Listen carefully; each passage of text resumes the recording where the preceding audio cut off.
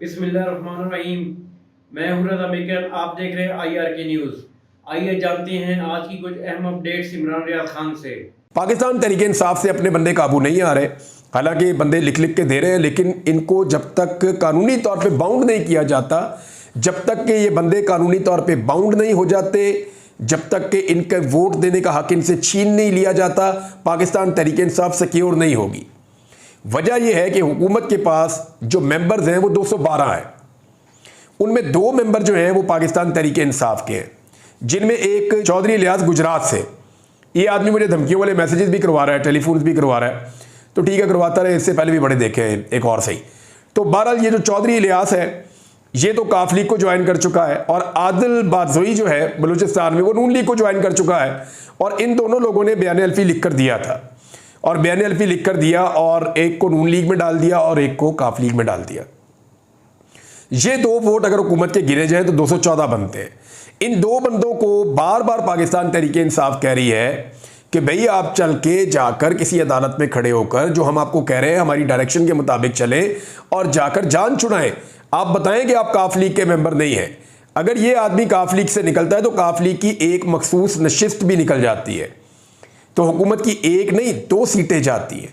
इस तरीके से हुकूमत 2 सीटों से हाथ धो बैठेगी अगर ये आदमी वापस आ जाता है चौधरी इलियास, क्योंकि इसकी वजह से एक खातून की नशिस्त भी काफ लीग को मिली हुई है।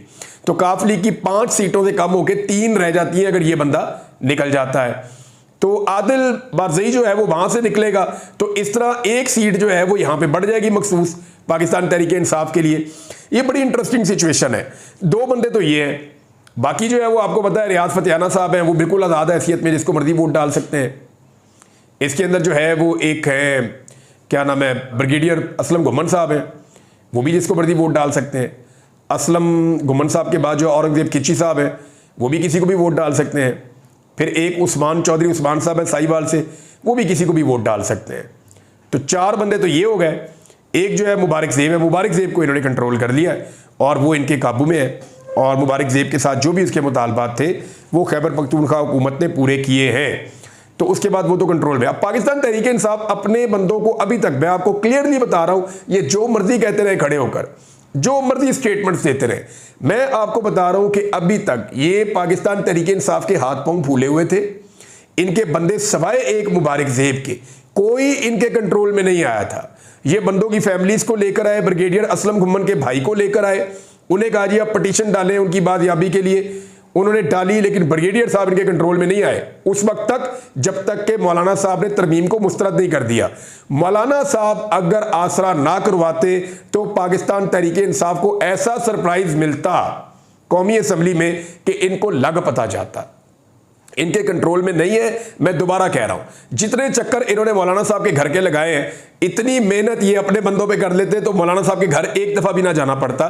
लेकिन मौलाना साहब की मेहरबानी है कि उन्होंने पाकिस्तान तहरीक इंसाफ की बात को समझा और आम आदमी के जज्बात को समझा, और उन्होंने उस तरमीम के अंदर हिस्सा नहीं डाला। वैसे मौलाना साहब अभी क्या कह रहे हैं वो भी मैं आपको बता देता हूं। मौलाना साहब फरमा रहे हैं हमने यकसर मुस्तरद कर दिया है इस तरमीम को, और हम इसके साथ बिल्कुल नहीं जाएंगे। मैं आपको पढ़ के बताया तो मौलाना साहब के जो स्टेटमेंट्स हैं, एक तो उन्होंने कहा हमने हुकूमत का मुसवदा मुकम्मल तौर पे मुस्तरद कर दिया है। वो तो ये कह रहे हैं कि हमारा कोई मुसवदा है ही नहीं। फिर सवाल बनता है जो पेश किया गया वो क्या था अगर आपका मुसवदा नहीं है। मैं इस तरमीम में हुकूमत का साथ देकर कौम की अमानत में खयानत नहीं कर सकता, मौलाना फजलुर रहमान साहब ने यह भी कहा। फवाद चौधरी साहब ने कहा जी पूरी कौम को मौलाना साहब का शुक्रिया अदा करना चाहिए कि आइन से खिलवाड़ होने से उन्होंने बचा लिया, लेकिन ये होना है। मैं आपको अगेन बता रहा हूं कि आईनी तरमीम होनी है, हुकूमत इससे बाज नहीं आएगी, क्योंकि नुसरत जावेद साहब ने भी ये कहा और कुछ और लोग भी कह रहे हैं कि हुकूमत को एस्टेब्लिशमेंट की तरफ से 2 माह की वार्निंग दी गई है कि आप इसको कर गुजरें। दूसरी जानिब हुकूमत ने एक नया काम भी किया है। एक तो इलेक्शन कमीशन ऑफ पाकिस्तान को वो रोक रहे हैं कि सुप्रीम कोर्ट ऑफ पाकिस्तान के फैसले पर आपने अमल दरामद नहीं करना, क्योंकि हमने एक एक्ट पास कर दिया है और उस एक्ट के मुताबिक जो सुप्रीम कोर्ट ऑफ पाकिस्तान ने फैसला किया हुआ है उस पर अमल दरामद नहीं हो सकता।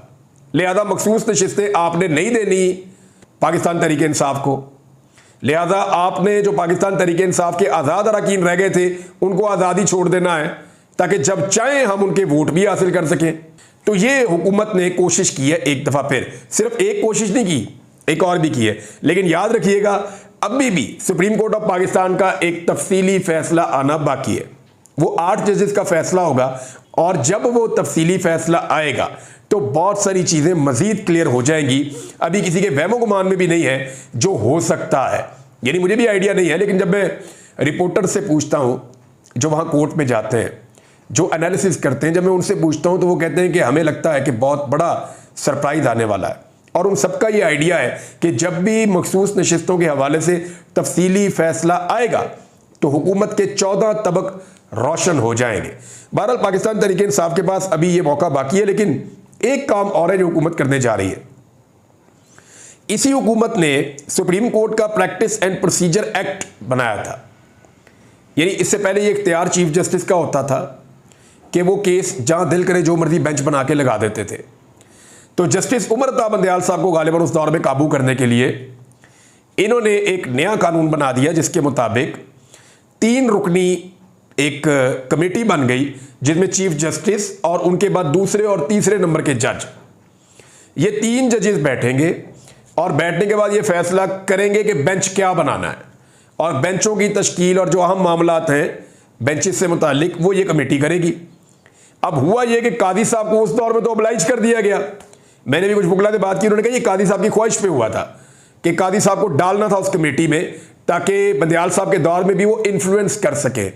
लेकिन अब क्या हुआ, अब ये हुआ कि बजाय इसके कि कादी साहब के दौर के अंदर उसको कंटिन्यू किया जाता, अब उसको दोबारा एक ऑर्डिनेंस के जरिए से तब्दील किया जा रहा है। ऑर्डिनेंस ये होता है कि इसके लिए कानून साजी की जरूरत नहीं पड़ती, आप आर्जी तौर पे ऑर्डिनेंस ला सकते हैं। फिर आपके बाद एक टाइम होता है कि आप कौमी असम्बली और सेनेट से उसको आप सादा अक्सरियत से मंजूर करके उसको एक्ट बना दें। तो ऑर्डिनेंस के लिए ये होता है कि आप काबीना से मंजूरी ले लेते हैं, कैबिनेट तो इनकी अपनी मंजूरी ले लेंगे, सदर को भेज देते हैं, सदर कहता है जी ओके हो गया, और वो ऑर्डिनेंस जारी कर देता है। ऑर्डिनेंस ये जारी कर रहे हैं कि चीफ जस्टिस होगा, इसके साथ दूसरे 2 सीनियर जजेस नहीं होंगे, यानी जस्टिस मंसूर अली शाह और जस्टिस मुनीब अख्तर पहले होते थे, तो कादी साहब अकलियत में चले जाते थे, तो मर्जी का काम नहीं हो रहा था। तो अब यह किया गया है कादी साहब के साथ एक सीनियर जज होगा, दोनों में से एक होगा, या मुनीब अख्तर साहब होंगे या होंगे जस्टिस मंसूर अली शाह। तो एक सीनियर जज होगा और एक कोई भी कादी साहब अपनी मर्जी से नीचे से जज उठा के ले आएंगे अपनी मर्जी का, और ये 3 बंदे बैठ के फिर बेंचेस बनाना शुरू कर देंगे। तो मैंने वकला से बात की, मैंने कहा ये होने क्या चाह रहा है। उन्होंने कहा जी कुछ केसेस ऐसे हैं जो सुप्रीम कोर्ट ऑफ पाकिस्तान में आने लगे, हुकूमत को इस बात का आइडिया है, और अब कोशिश ये की जा रही है कि प्रैक्टिस एंड प्रोसीजर जो एक्ट है उसके अंदर एक तब्दीली की जाए और एक ऑर्डिनेंस जारी करवाया जाए, ताकि वो जो कमेटी है 3 जजेस की, वो इस तरह की कमेटी बन जाए कि बेंचेस हुकूमत अपनी मर्जी के लगवा सके। ये मुबैना तौर पे सारी गेम है कि हुकूमत को क्या जरूरत पड़ी है कि एक आपने अभी एक्ट बनाया है, दोबारा आप उसके ऊपर ये ऑर्डिनेंस लेकर आ रहे हैं। वजह क्या है? वजह बड़ी सादी है कि ये हुकूमत जानती है कि कुछ केसेस अब सुप्रीम कोर्ट ऑफ पाकिस्तान में आएंगे। यानी इमरान खान साहब से आज मुलाकात करने के लिए लोग गए तो सियासतदानों को उन्होंने नहीं मिलने दिया। वजह यह है कि लाहौर का जलसा आ रहा है, इमरान खान साहब कोई गाइडेंस ना दे दें, तो उन्होंने इमरान खान साहब से सियासतदानों की मुलाकात आज रोक दी। लेकिन अजहर सिद्दीक साहब के पास इस्लामाबाद हाईकोर्ट का ऑर्डर था, वो गए, जाके वो बुशरा बीबी से भी मिले, इमरान खान साहब से भी मिले। तो जब उन्होंने मुलाकात की तो इमरान खान साहब को जब उन्होंने बताया कि सुप्रीम कोर्ट ऑफ पाकिस्तान में इसको चैलेंज किया गया है, ये जो आईनी तरमीम आ रही है, तो इमरान खान साहब ने कहा बिल्कुल इसको सब चैलेंज करें और इसके ऊपर मुकदमा लड़ें और इस आईनी तरमीम को हर हाल में रोकें, क्योंकि ये दोबारा करेंगे। इमरान खान साहब को ये लगता है कि दोबारा करेंगे, लेकिन फिलहाल सुप्रीम कोर्ट में रजिस्ट्रार साहब ने इसके ऊपर एतराज़ लगा के वापस कर दिया है। लेकिन फिर ये दोबारा अपील लग जाएगी और अल्टीमेटली ये केस, जो वकला है उनका ये कहना है कि ये केस ज़रूर लगेगा सुप्रीम कोर्ट में, जबकि सुप्रीम कोर्ट ये कह रही है कि जनाब इसलिए ये नहीं लग सकता कि अभी तो तरमीम पेश ही नहीं की गई। भाई वो जिस तरीके से पेश कर रहे थे, उन्होंने पेश करते ही पास करवा लेनी है, वो सिर्फ नंबर पूरे कर रहे थे। ये वो बहस मुबाहिसे वाली तरमीम नहीं है कि पहले आएगी, फिर पढ़ेंगे, फिर बहस होगी, फिर एक एक शिक के ऊपर बात होगी, फिर तरामीम उसके अंदर दोबारा होंगी, फिर जो चीज़ें अच्छी है वो रह जाएंगी, जो बुरी है वो निकल। ऐसे नहीं होना, ये पूरी तरमीम का पुलंदा आना ऐसे करके और टक करके नंबर पूरे करने, स्पीकर ने कहना आईनी तरमीम पास, फिर उसके बाद ये सेनेट में जाएगी, वहां पे उन्होंने कहना जी आईनी तरमीम पास, उसके बाद सदर के पास जाएगी, उन्होंने नोटिफाई करके ये 24 घंटे के अंदर पूरी कार्रवाई हो जानी है। तो सुप्रीम कोर्ट ऑफ पाकिस्तान को इस मामले को एक स्पेशल केस के तौर पे देखना पड़ेगा। अब क्योंकि सुप्रीम कोर्ट में कुछ बड़े इंपॉर्टेंट केसेस जा रहे हैं, लिहाजा ये प्रैक्टिस एंड प्रोसीजर एक्ट जो है इसके अंदर एक तरमीम करने के लिए एक ऑर्डिनेंस लाया जा रहा है। हालांकि इसी हुकूमत ने यह बनाया था और यही हुकूमत इसको तब्दील कर रही है, यानी कल वो फायदे में था तो ये कर लो, आज ये फायदे में तो आज ये कर लो।